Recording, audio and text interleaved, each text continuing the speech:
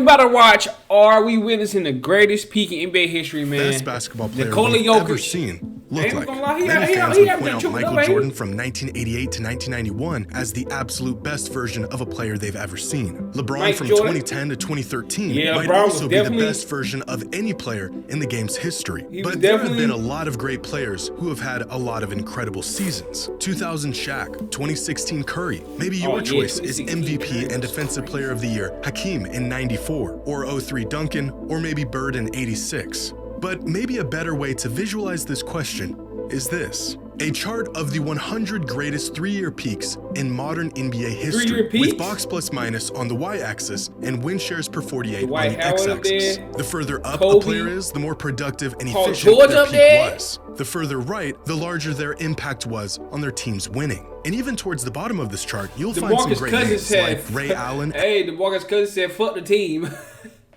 On the left, he said, fuck the team. Hold on. What are you talking about? 7 teams productive and efficient their peak was. The further right, the larger their impact was on their team's winning. And even towards the bottom of this chart, you'll find some great names like Ray Allen at 78, DeMarcus Cousins at 66. Keep going up and you'll find perennial all-stars and franchise players like Jason Tatum, who is currently in the 46th highest peak over the last 40-plus seasons. Paul George just above him, and Vince Carter at 40. Now, this isn't some perfect method to measure players. Most advanced metrics tend to undervalue defense and overvalue offense. Overall, this gives us a great picture of how impactful players were at the peak of their powers relative to the rest of the league. And at this point, we reach all-time great peaks. The guys who can carry an entire team. Luka at 15, Magic Johnson at 11, Stephen Durant at 7 and 6, James Harden and his best three-season stretch just ahead of them. Giannis with the 4th highest individual peak and head and shoulders above everyone else with almost identical peak numbers are Michael Jordan and LeBron James. Clearly the two best. So Jordan and LeBron had it. That's why. Okay, I didn't know. We've ever seen until Nikola Jokic showed up and completely blew the lid off of just how valuable one player can be to his team.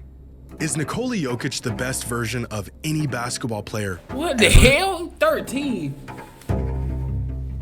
Bro, what the fuck? Know when a player is truly impacting the game. They can put up great numbers, but that doesn't always translate to winning basketball. You can use the eye test, but our eyes can be deceiving. However, there is one surefire way to tell. And that's when a player is so important and so valuable that their team is utterly lost without them. Every time they step out of the game, everything falls apart. We saw this with LeBron at points in his career. We've seen this many times with Steph. And just a couple days ago, we saw this with Nikola Jokic. In their recent matchup against the Warriors, Jokic started the game, and the Nuggets got out to a 6-point lead before he checked out for the first time with 1:32 left in the first quarter. Now pay attention to the score and the time left on the clock. By the time Jokic re-entered the game, 5 minutes later, the Nuggets were down 5 points. Jokic helped the Nuggets overcome that deficit, and by the time he checked out again at the end of the third, the Nuggets were back up by 5. By the time he returned to the game, just 2.5 minutes later, the Nuggets were down 3 points. Jokic played the rest of the game, and the Nuggets ended up winning by 4. Jokic was on the bench for just 8 minutes of this game, was a net plus 42 points, and the Nuggets won this game by just 4. And that pretty much sums up how important Nikola Jokic is on a basketball team. Oh, man. Yeah, this is probably the worst team he been on, though. Well, not the worst, but you know what I mean. Pair the impact he makes on his team's success with stat lines that make you question everything you've ever known about basketball. And you have yourself a player who is beginning to enter conversations that some fans aren't quite ready to have. Bro. Are we witnessing the highest peak in the history of the NBA? Maybe. Some people think so. Maybe. We're now going on 5 seasons of this guy being the best player on the planet. And despite 3 MVPs in 4 seasons, the man has somehow found a way to take his game to even another level. Is there still a gap between Jokic and the highest peaks in basketball history? Or is this version of Jokic peaking higher than any player we have ever seen before? Well, there's a pile of evidence that suggests he is. So far this season, when Jokic is on the floor, the Nuggets score 31 more points per 100 possessions, which means Jokic is single-handedly the difference between the Nuggets being one of the best offenses in NBA history and one of the worst. But the absence of any great offensive player will wreak havoc on a team. It should be expected that a system will struggle when you take out their most valuable and important player. From 2015 to 2017, the 3-year offensive peak of Steph Curry's career, the Warriors scored 15 more points per 100 possessions when he was on the court versus when he wasn't. And Steph's offensive value throughout this 3-year stretch had become the gold standard in the modern NBA. According to Cleaning the Glass, which has a database that dates back to 2004, no other player over the last 21 seasons has been able to match Steph's offensive. Damn, so he was plus 15. LeBron was plus 13.5 with the Cavs. KD was plus 9 though with the Warriors. Damn, Steve Nash. Damn. Impact. LeBron came relatively close from 2008 to 2010, elevating the Cavs offense by 13.5 points per 100 possessions. Peak Chris Paul and Steve Nash were the catalyst. But look at the fuck. Look, it say player on green, right? That means the plus. And then player off red. Look at fucking Joel Embiid, bro. Yo, they nigga team is trash, bro. Like what? Luka team buns, Giannis team buns. Damn. Offenses. But even amongst offensive juggernauts, Steph was in a league of his own. Until Jokic hit his peak, where he has been the most impactful offensive player over the last 2 decades, and it's not even remotely close. Over the last 3 seasons, the Nuggets scored 23.3 more points per 100 possessions when Jokic is on the court. That is a larger gap than most starting fives have over their bench unit. Jokic is making this big of an impact by himself. We already knew that he was approaching, if not already at the level of some of the best, most impactful players in NBA history. But to really enter the conversation, Jokic first had to do what every all-time great must. Prove that he could be this good over and over and over again.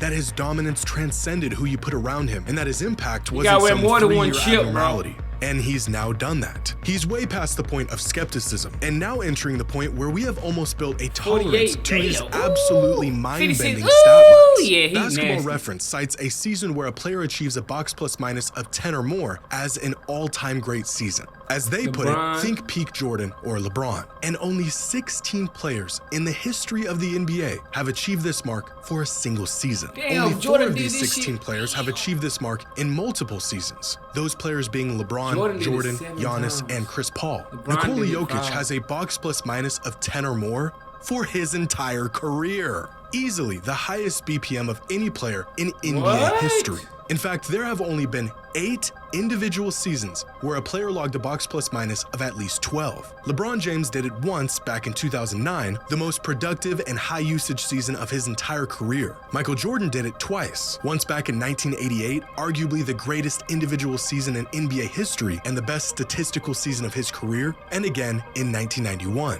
This season, Nikola Jokic is on path to accomplishing this feat as well, joining an exclusive club with the 2 greatest players of all time. That's tough. But he's been in the club for a while now, because he also did it last season, and the season before that. Oh, and the season before that, and the season before that one. 5 straight seasons of basketball, equal or better than the very best seasons of LeBron and Jordan. But you don't have to seek out metrics to see how Jokic has mastered. Yo, he putting this man on LeBron James and Michael Jordan level? Are we doing that right now? Are we doing it with 1 ship and 2 MVPs?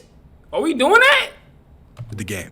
Every single time he steps on the court, it is clear that he is just simply better than everyone else. From the top of the key all the way to the rim, there isn't anywhere on the court where Jokic can't pick apart a team. Near the rim, Jokic the best big men in the league, because as everyone was tailoring their game to spacing and athleticism and speed, Jokic has gone the other direction. The size of a true big with footwork and touch around the rim that most defenders in the NBA today have no idea what to do with. For most big, punishing centers, this is the extent of their expertise. A game built to dominate around the rim. And there's 2 counters for players like this. Try to push their game away from the rim or collapse and force them to make a play. 2 counters that have been relatively effective since the beginning of time. Except Jokic will feast on both of these options. As the best playmaker in the league, collapsing or sending multiple defenders at Jokic doesn't work. He'll find the open man and make you pay with a 3-ball. The man is sick. If anything, this is probably his preference. Senhel, we wanted the 3 anyways. So as of late, teams have tried option number 2, force his game away from the rim. And this has worked in the past. As we saw in last year's playoffs, teams forced Jokic to shoot the outside shot, and he struggled quite a bit. 26% on 4 threes a game in the postseason.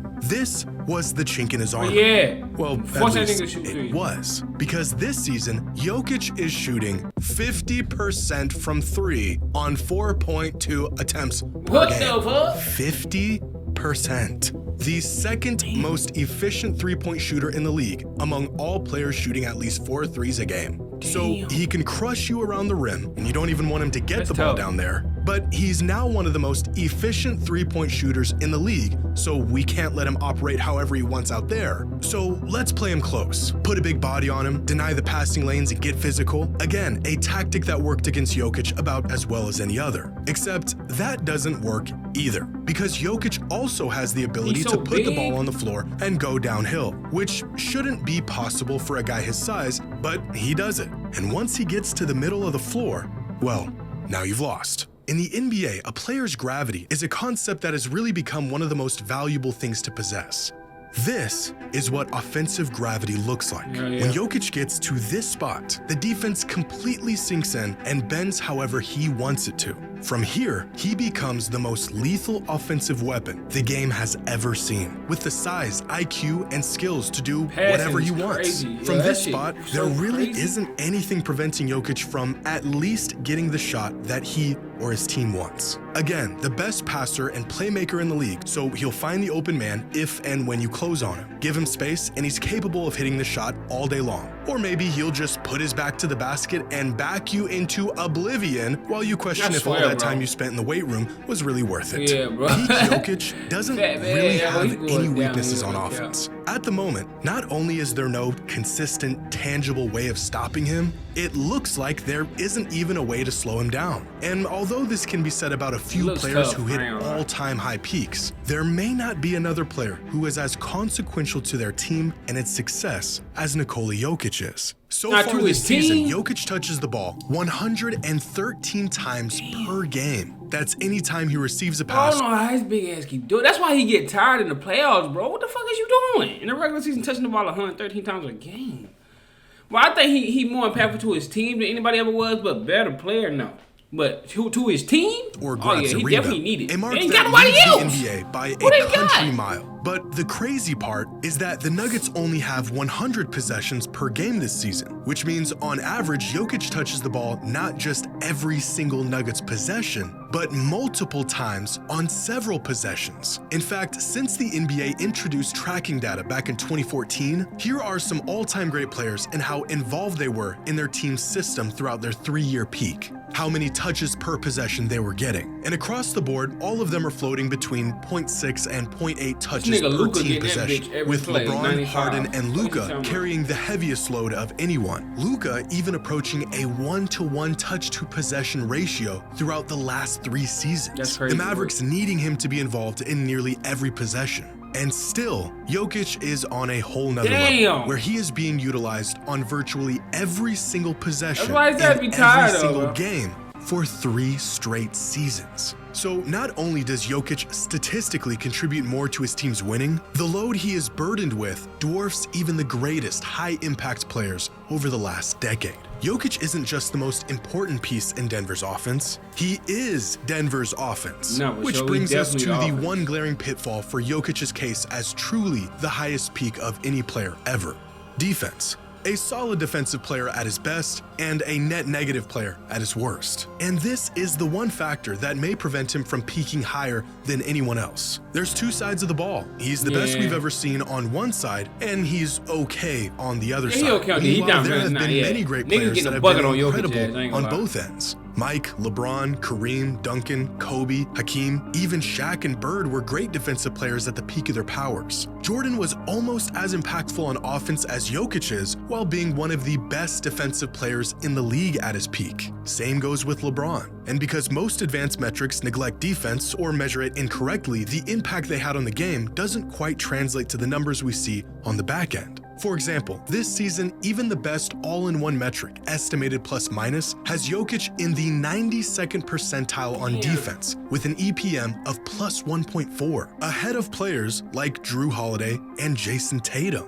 This same metric has peak DPOY candidate LeBron at a defensive EPM of just plus 1.2, which is worse defensively than Jokic this season. And it doesn't take an analyst to know Jokic and 2013 LeBron are worlds apart on the defensive end. Where Jokic gets the benefit from virtually every metric we look at, some other players may not. And I don't know if unprecedented offensive mastery is enough to overcome the fact that Jokic is considerably worse on defense than others are. At least, I don't think so. But when I actually watch Jokic play, it's not the metrics, but my eyes. I don't think he better than Joel Embiid to me, and but he definitely more impactful just as much as anyone I've ever seen. It feels a bit weird to put Jokic in the same conversation with a peak Jordan or a peak LeBron. Two players who have essentially been levitating above everyone else. As valuable as Jokic is, I witnessed a man carry second-rate teams to the finals over and over and over. Bro, that and contending with the greatest player of all time is a task that no one has ever been able to pull off. But everything, from the metrics to the eye test, says he is truly that caliber of player right now. The man has been the best player in the world for half a decade. So ask yourself, how many players in NBA history have been the best player for more than 2, maybe 3 years at a time? LeBron was, Kobe, Shaq, Jordan, you know. There's been a lot of guys who've won the crown, but how many held on to it for extended periods? The list isn't very long. Kareem, Bird, Magic, Jordan, Shaq, Duncan, LeBron, maybe 6 or 7 players in the league's history? Well, whatever list you came up with, Jokic is now on it. And he isn't just the best player on the planet today. No, he's not, He is one of the best versions of any player ever. Bro, just the numbers, bro. LeBron took his team to 9 straight finals appearances. Or 10. 9 or 10 straight finals appearances. Kobe got 2 rings with bum players on his team. Come on, man. Come on, man. Jordan went 6 for 6. Shaq went 3 for 3. Stop playing with him. No, Jokic's not on them boys' level. He got 1 ring and 2 MVPs. Yeah, the numbers are cool for 5 years. Cool. But is he going to back finals? Don't put him on LeBron level. Don't ever put him, LeBron, and Mike Jordan in the same conversation ever again. Or Shaq. He is not even on Shaq level, nigga. Is you geeking? Man, look, man, like I described, bro, the video was cool. I fought the video, but I think he boosting Jokic a little too much for me. I ain't gonna lie. But look, man, like, comment, subscribe. You want to see more videos like this, man? And let me see y'all next, man. No cap.